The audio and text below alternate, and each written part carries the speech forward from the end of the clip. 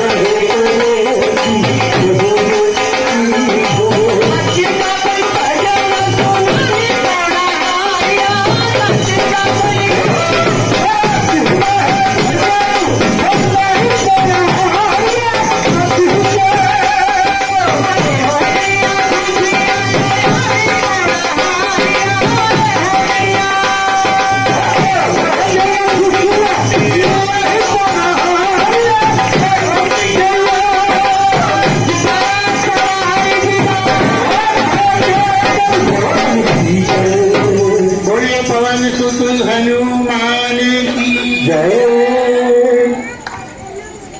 ओ मेरे हनुमंता हनुमंता हनुमंता, ओ मेरे हनुमंता हनुमंता